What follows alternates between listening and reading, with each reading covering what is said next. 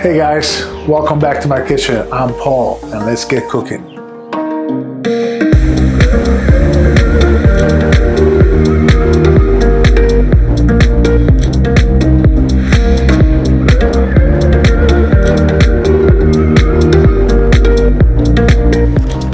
Hi everyone, welcome back. Great to see you again, and all new subscribers, welcome on board. I hope you get to enjoy this channel, guys.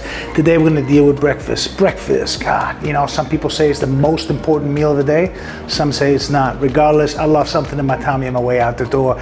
But unfortunately, sometimes it's just not there. We're rushing out to work, we're rushing out to school, we're rushing out to errands, we're getting to the gym.